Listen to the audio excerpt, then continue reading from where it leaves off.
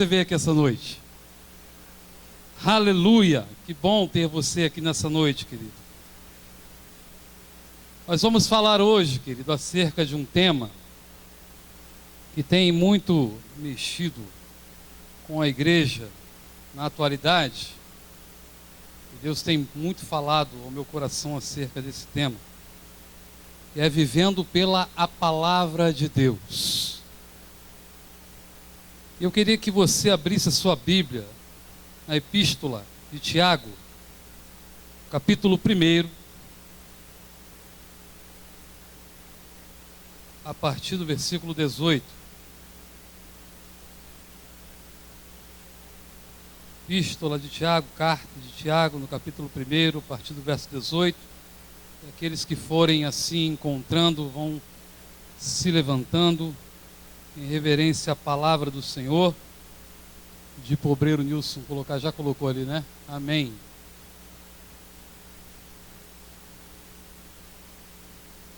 Como é de praxe, querido, nós vamos acompanhar a leitura aqui no LED, mas você mantenha a sua Bíblia aberta, por favor. Amém? Todos acharam, encontraram na sua Bíblia? Vamos ler ali? Pois segundo o seu querer, Ele nos gerou pela palavra da verdade, para que fôssemos como que primícias das suas criaturas. Sabeis essas coisas, meus amados irmãos. Todo homem, pois, seja pronto para ouvir, tardio para falar e tardio para se irar. 20. Porque a ira do homem não produz a justiça de Deus. Portanto, despojando-vos de toda a impureza e acúmulo da maldade, acolhei com mansidão a palavra em vós implantada, a qual é poderosa para salvar a vossa alma. Tornai-vos, pois, praticantes da palavra, e não somente ouvintes, enganando-vos a vós mesmos. Porque se alguém é ouvinte da palavra e não praticante, assemelha-se ao homem que contempla no espelho o seu rosto natural, pois a si mesmo se contempla e se retira, e para logo se esquece de como era a sua aparência. 25. Mas aquele que considera atentamente na lei perfeita, na lei da liberdade, e nela persevera, não sendo ouvinte negligente, mas operoso praticante, esse será bem-aventurado no que realizar. Feche seus olhos. Pai, fala ao nosso coração, Senhor, que possamos ouvir tão somente a Tua voz, nada além da Tua voz, em nome de Jesus. Amém? Você pode se assentar?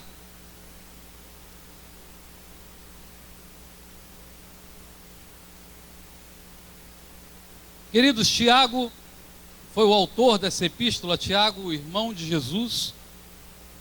Ele escreve essa carta no momento em que a igreja encontra-se precisando de um renovo. É um momento onde as 12 tribos judaicas foram dispersadas, elas foram espalhadas pelo Império Romano.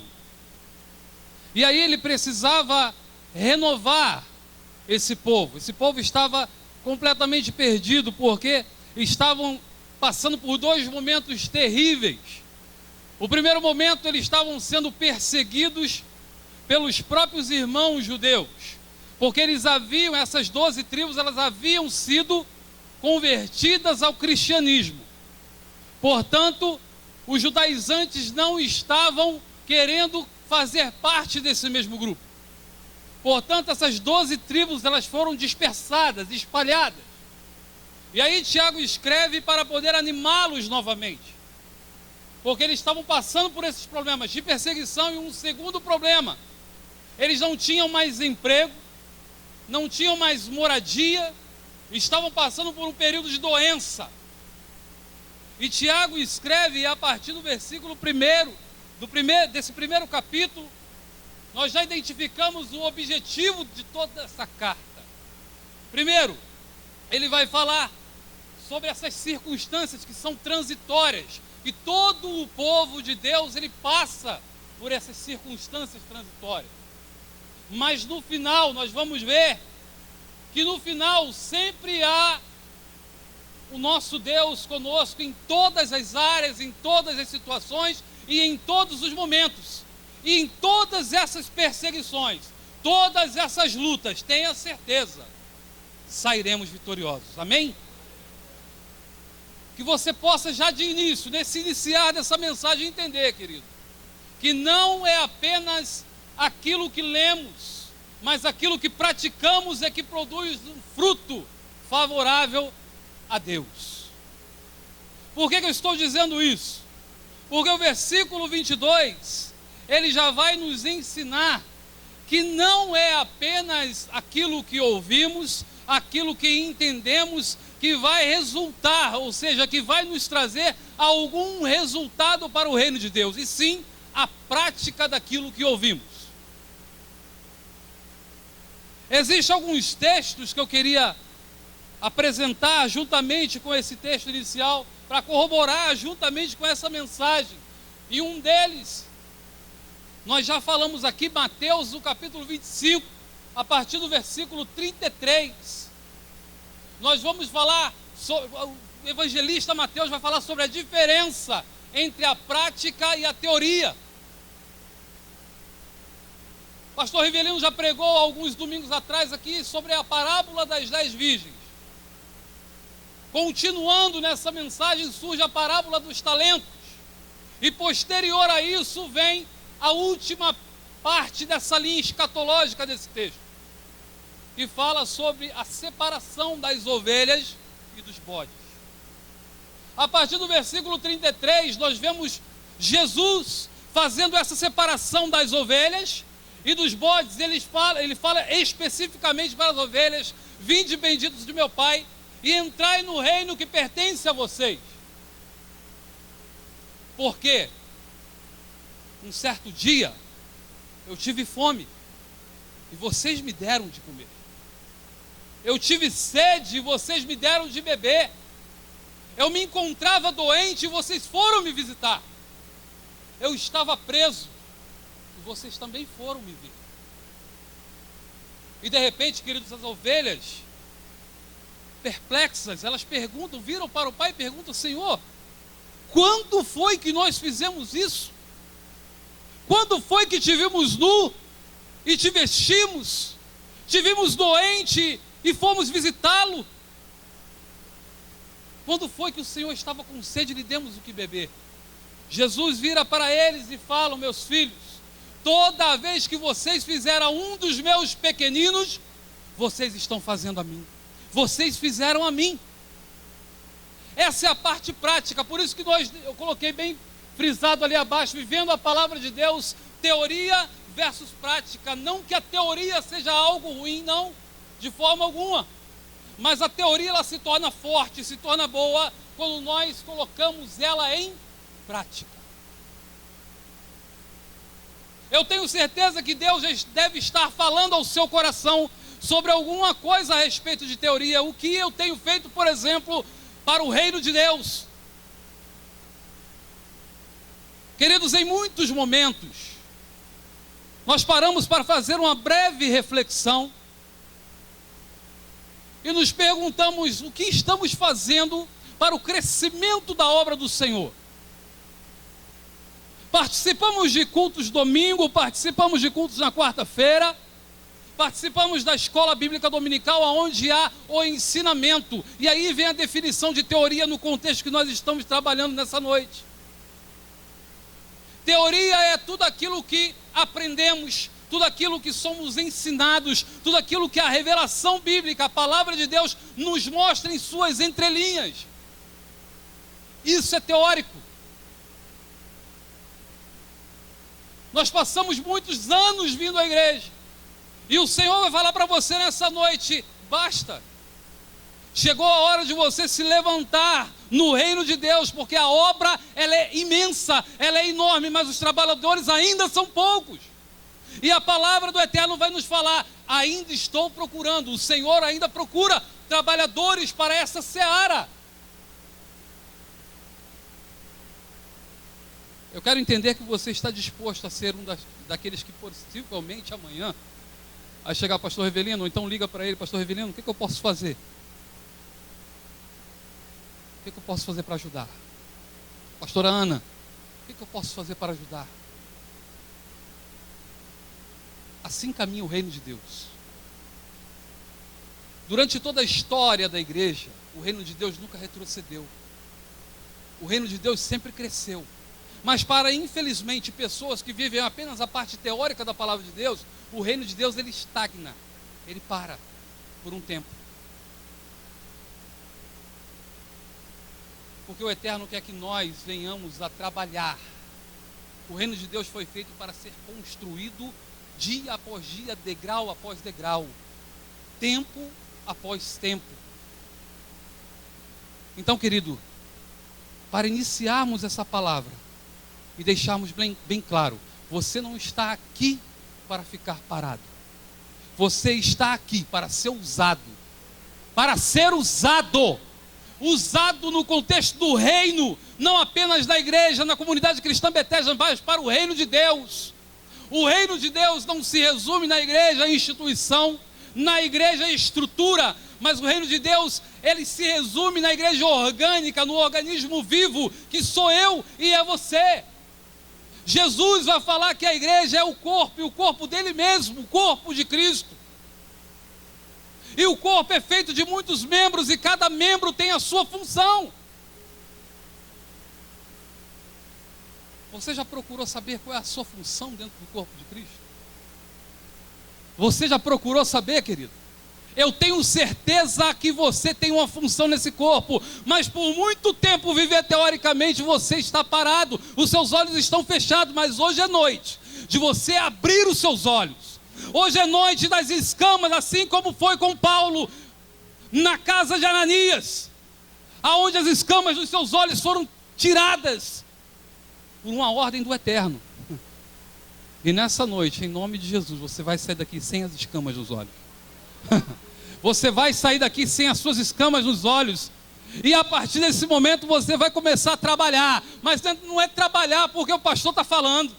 Não é trabalhar porque os pastores dessa comunidade de fé estão falando. Mas é trabalhar porque é ordem do eterno Deus. Está gravado nas Escrituras. Eu volto o pensamento para o Evangelho de Mateus, no capítulo 28, no versículo 18. Vai falar ali sobre a grande comissão. Muitos pensam que o texto foi direcionado apenas para os discípulos, porque ali estavam reunidos Jesus e seus discípulos, e ele vira para os seus discípulos: ide e pregai o evangelho a toda a criatura. E digo mais, batiza-os em nome do Pai, do Filho e do Espírito Santo. Ensina-vos tudo aquilo que eu vos tenho dito. Querido, aquilo ali é um trabalho que Jesus estava direcionando, aquela ordem. Eu quero frisar que era uma ordem de Cristo para os seus discípulos. Era para que eles, em primeiro lugar, vão. Cristo não está mandando as pessoas virem à igreja. Cristo está mandando a igreja a irem atrás das pessoas. E pós irem, ele ainda fala: ensina tudo aquilo que vocês aprenderam comigo, tudo aquilo que eu vos tenho dito, tudo aquilo que eu tenho vos colocado nesses 3 anos e mais ou menos 8 meses que vocês caminharam comigo. Tudo aquilo que vocês aprenderam é necessário que se passe a outros. Querido, você que está aqui nessa noite tem uma ordem tremenda da parte de Deus, tem um motivo maravilhoso, tem um mandamento, por assim dizer, de não guardar nada para dentro de você, melhor dizendo, mas você tem um mandamento do Eterno, do próprio Cristo: vá. Não é para ficar, é para ir. Mas pastor, eu não sei o que falar, eu não sei o que fazer. Existem inúmeros personagens na Bíblia que também não sabiam falar. Moisés, Isaías, profetas de Deus. Hoje não é noite, querido, de você simplesmente fazia perguntas desse tipo: mas eu não sei o que fazer, pastor, o que eu faço? Simplesmente dobre o seu joelho, olhe para o céu, pergunte: Senhor, eu estou aqui, pode me usar a qualquer momento, a qualquer hora, eu estou aqui.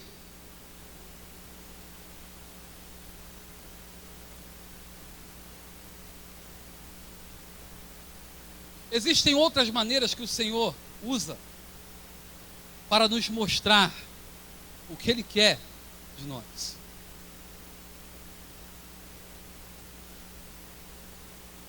Voltamos aí os nossos pensamentos lá para Gênesis, capítulo 37. A história de José. Deus mostra para José em visões tudo aquilo que iria acontecer com ele. Primeiro lhe dá um sonho de uma pomba que se atirava do penhasco e uma águia vinha e resgatava essa pomba. E de fato aconteceu. A sua irmã iria se jogar ao precipício, José vai e salva a irmã. Pouco depois surgiu um segundo sonho, aonde haviam feixes e esses feixes se curvavam, menos José.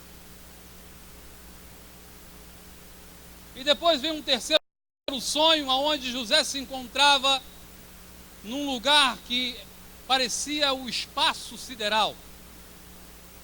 E ali estava ele, e estava o sol, a lua e 11 estrelas, e todas elas reverenciavam José.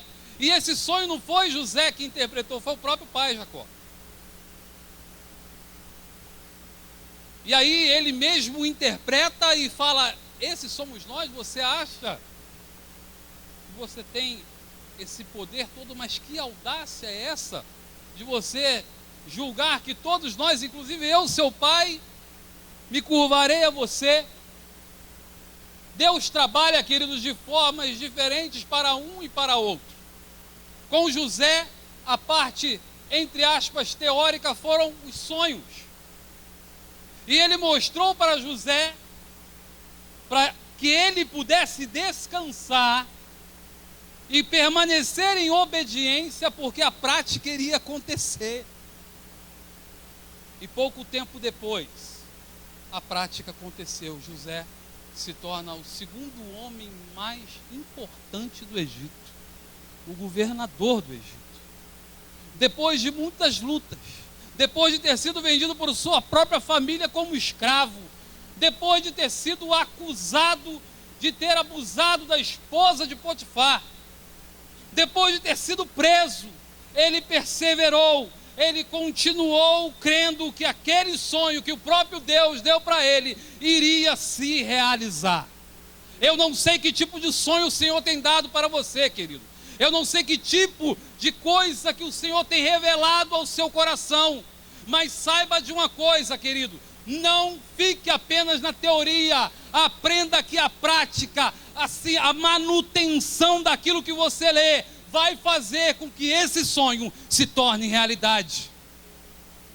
Eu não sei quantos estão recebendo isso, mas eu tenho certeza que eu falo para um grupo específico de pessoas nessa noite. De repente você viveu ou vive muito tempo apenas lendo a palavra de Deus, apenas comparecendo à igreja. E infelizmente vivemos dias maus, vivemos dias assim, aonde você pode sair daqui de repente em uma outra igreja, aqui em Itaguaí ou em Angra dos Reis ou em qualquer outro lugar, uma igreja grande, você vai ver aquela igreja lotada de pessoas, mas a palavra de Deus nos dá a entender qual é a intenção do nosso coração em estarmos presentes na casa do Senhor. O que eu tenho feito? Será que eu estou aqui apenas para mais um culto, para mais uma presença? Porque se eu não for, o pastor Rivelino já vai olhar para mim, ó, você está faltando aí não sei quantos cultos aí, para ele não falar, eu compareço. Eu não sei, querido, mas eu entendo e tenho certeza que Deus, assim a palavra me revela e fala também para você, Deus é o único capaz de sondar os corações. Ele sabe como está o teu coração hoje. Essa palavra, ela é para mim. Essa palavra é para a igreja. Essa palavra é para você que está sentado nessa noite. Chegou a hora de parar. Chegou a hora de se levantar. Chegou a hora de você olhar para o espelho e dizer: tem algo estranho aí. Tem algo estranho aí. Eu preciso mudar. Eu preciso fazer alguma coisa. Porque, queridos, a carta de Tiago, ela vai continuar falando sobre isso, sobre superação em meio às lutas, mas ela vai falar que depois da superação vem a questão da fé sem obras, ela é morta. Ela vai continuar falando sobre isso. E o que vem a ser fé sem obras, ela é morta. Exatamente o que falamos sobre teoria e prática. A fé, ela vem pelo ouvir. E o ouvir pela palavra de Deus. E aí nós somos impelidos e entregues à salvação em Cristo Jesus. Mas pós-salvação, será que a nossa vida para? Será que a nossa vida fica somente nisso? Será que a nossa vida se resume a apenas encontros na igreja? O que nós temos feito pós as quatro paredes? O que Deus tem falado no seu coração, exatamente? E aí eu queria citar algumas características que eu aprendo com esse texto. Versículo 22.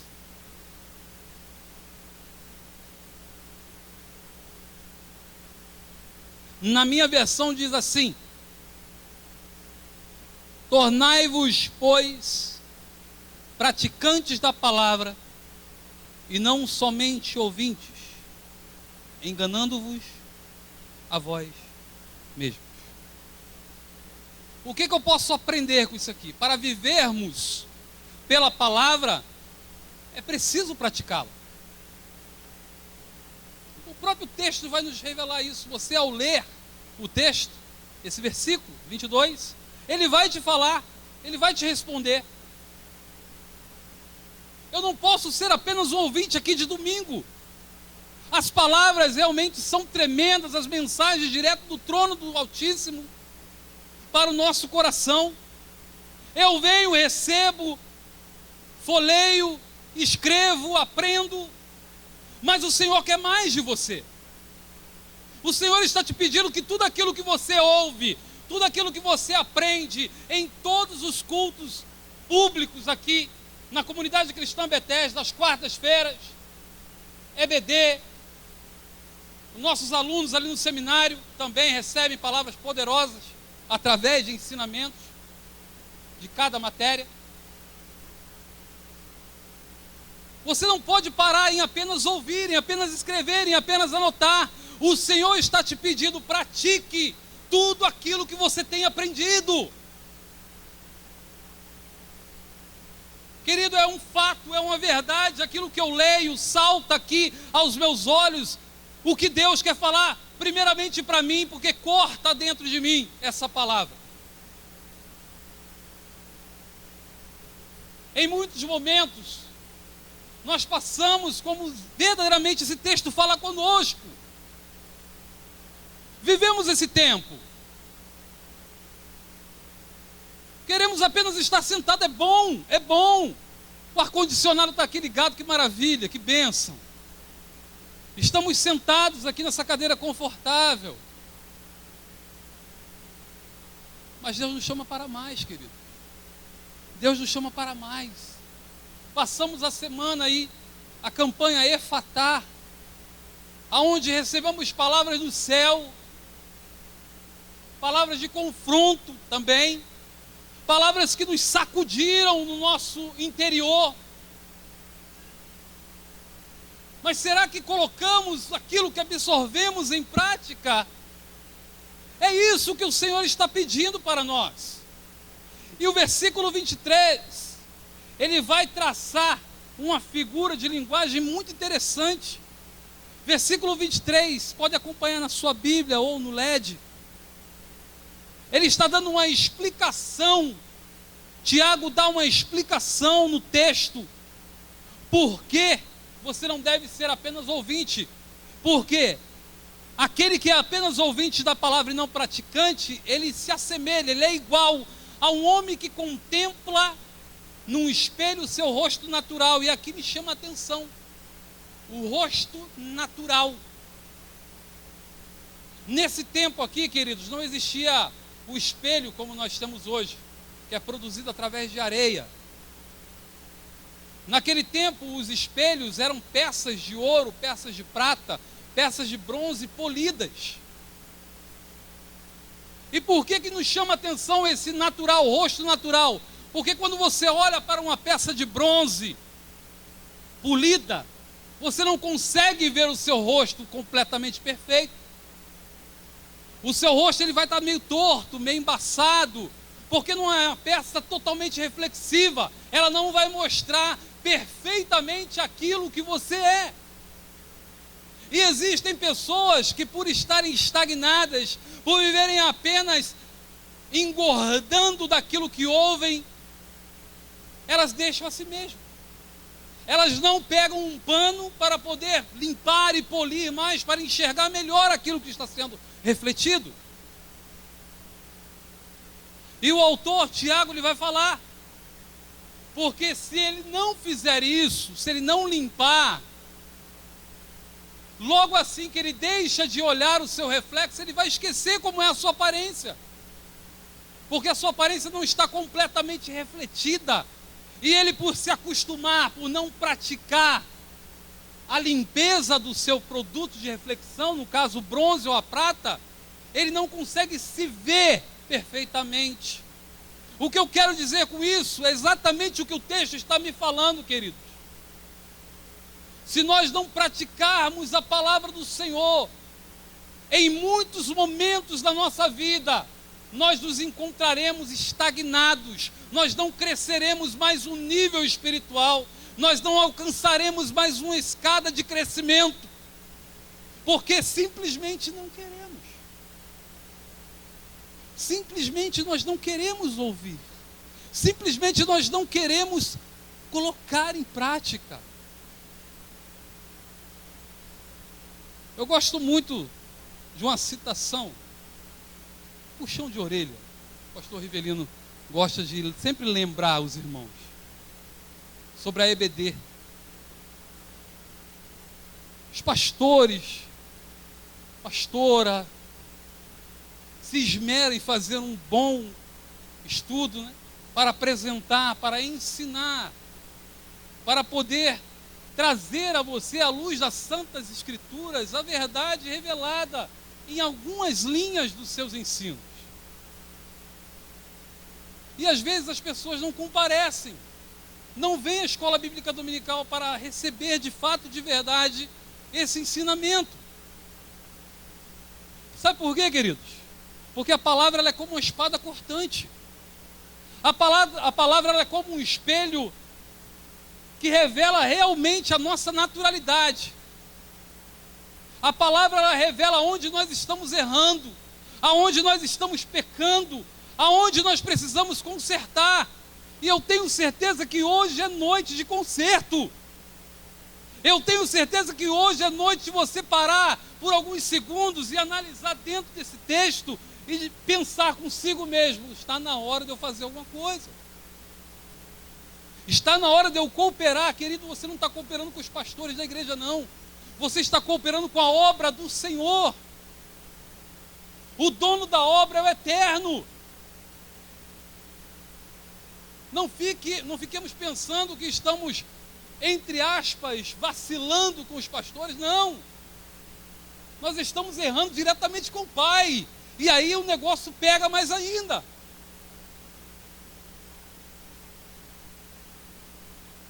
Mas aí, queridos, É por isso que eu amo a palavra de Deus. Porque em tudo nós vemos a misericórdia do Pai. Em todos os momentos nós vemos a misericórdia de Deus para a nossa vida. Versículo 25.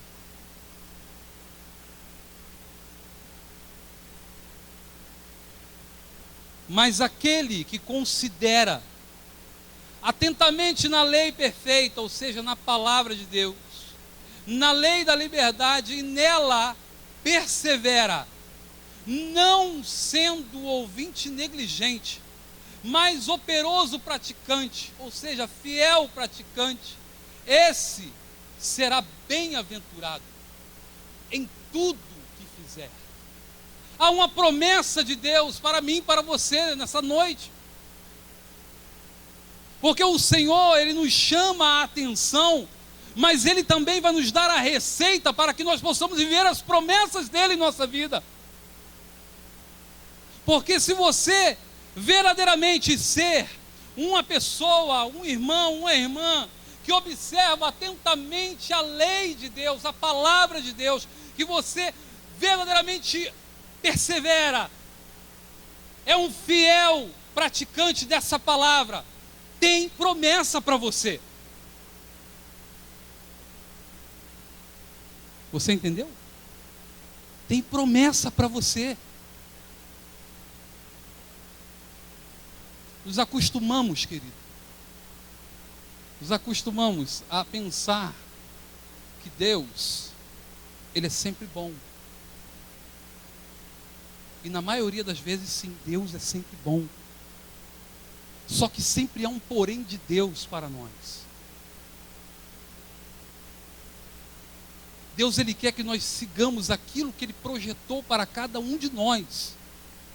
Ele olha para mim, para você, e age verdadeiramente como um pai reage com o filho, quando o filho sai da linha.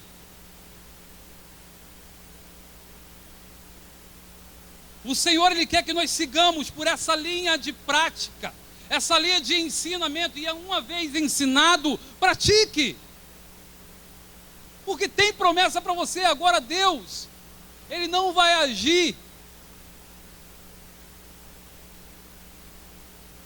com bondade, por assim dizer, com aquele que simplesmente negligencia a sua palavra.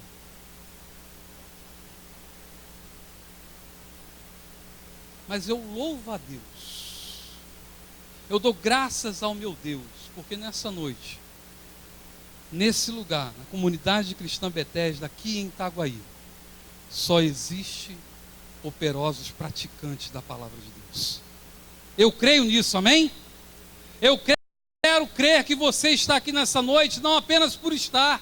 Eu quero crer que você está aqui nessa noite porque você entendeu que a palavra está mandando você se levantar, a palavra está mandando você se erguer, a palavra está mandando você esquecer das coisas que ficaram para trás, porque o Pai nos ensina isso. Ele esquece de tudo que fica para trás e te fala: se você não praticou até o dia de hoje, hoje é o dia de começar a praticar.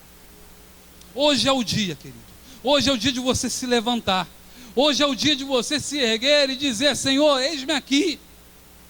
Eis-me aqui, meu Deus. Assim como Ele fez com o profeta Isaías, assim como Ele fez com Samuel. Fala, Senhor, que o teu servo ouve. É isso que o Senhor quer e anseia de cada um de nós. Que nós, ao ouvirmos a sua voz, respondamos para Ele: fala, Senhor, que o teu servo ouve. Eu queria concluir nessa noite, querido, dizendo que as coisas que estão destinadas para você, elas continuarão destinadas para você. Mesmo que alguém no percurso, no meio do caminho, tente te desanimar, tente refrear a sua fé,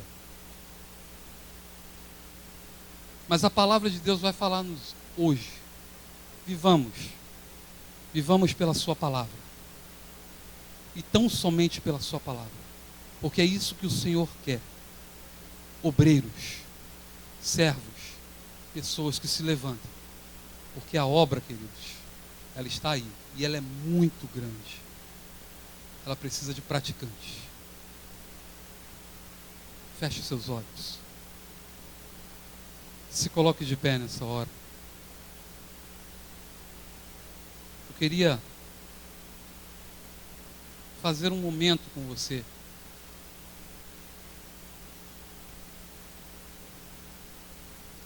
Eu queria que você, de olhos fechados, em alguns segundos apenas, você fizesse uma reflexão de como tem sido a tua vida como crente até o dia de hoje. E ao fazer essa reflexão, você mesmo pode apontar em que eu posso ser melhor. O que eu posso ser melhor? O que eu posso acrescentar para o reino? O Ministério de Louvor vai ministrar uma canção, querido, e você tem esse tempo para poder, e aí é um convite que eu faço a toda a igreja que agora está de olhos fechados. Essa palavra, querido, é para crente. Essa palavra é para mim. Essa palavra é para todos nós. Eu queria que você, que entendeu essa mensagem, que entendeu essa palavra, que acha que precisa realmente se levantar como homem e mulher de Deus para fazer mais daquilo que você já tem feito. Se você entendeu que você precisa, saia do seu lugar, venha até aqui à frente. Queridos, eu sou o primeiro a me colocar aqui à frente,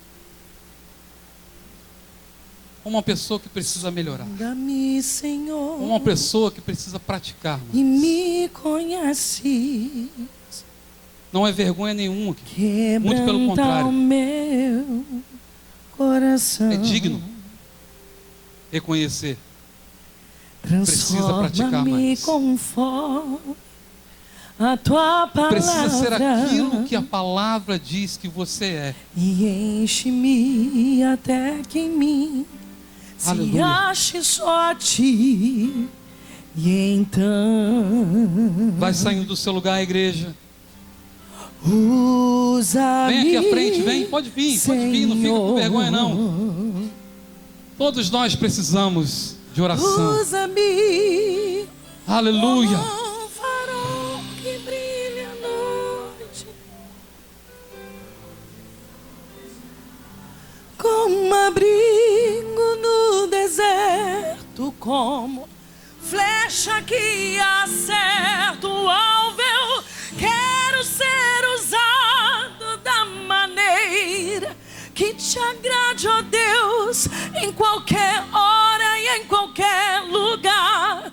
Eis-me aqui a minha vida, usa-me, Senhor, usa-me, sonda-me, Senhor, Queria fazer um outro e convite, querido. me conhece. Esse convite vai para Quebranta o meu alguns irmãos em especial. coração. De repente você está aqui nessa noite e por algum tempo alguma coisa aconteceu no percurso da tua vida Enche-me até que em mim e você desanimou, você se desgarrou um pouquinho só do rebanho. Mas hoje é noite de concerto, querido. Hoje é noite de concerto. Hoje o Senhor está te chamando para reativar, para renovar a aliança. Esse convite é para você. Saia do seu lugar, vem aqui. Eu aprendi no percurso da minha vida que nunca é tarde para recomeçar. Nunca é tarde para recomeçar. Nunca é tarde, querido, para dizer: Senhor, eu estou aqui. Eu quero reativar a minha fé. Eu quero renovar a minha aliança. Minha vida, usa-me, Senhor, usa-me. Chama o pastor Rivelino para fazer essa oração para os irmãos. Quebranta-me, transforma-me. Coloca a mão no seu coração. Enche-me.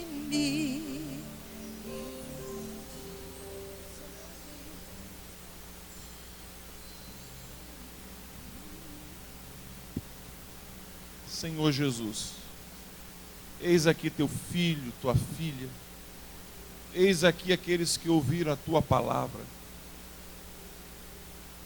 Mais do que somente ouvir a tua palavra, eles atenderam o chamado da tua voz. Obrigado por essa noite, obrigado pelo teu servo, obrigado por aqueles que saíram do seu lugar, caminharam pelos corredores dessa igreja, vieram aqui à frente dizendo: eu quero servir melhor ao Senhor. Eu não tenho dúvida de que aqueles que vieram aqui à frente são aqueles que querem dar um novo sentido à sua vida. Não é que não estejam trabalhando, é que eles querem ser mais usados na tua presença. Foi assim, é assim, sempre será assim. Aqueles que se colocam à tua disposição, Deus faz uma reviravolta na vida desses. Que a tua presença, que a tua glória seja sobre eles. E que eles entendam que o chamado de Deus na vida deles é maior do que qualquer chamado humano, Pai. Abençoa-os, renova-os, fortalece a cada um deles, porque nós queremos vê-los trabalhando, te servindo de todo o coração, de toda a alma. Nós oramos assim, te agradecemos no nome, para a glória de Jesus. E a Bethesda deu uma linda salva de palmas ao Senhor, nosso Deus. E você que veio aqui à frente pode sentar. Que Deus te abençoe.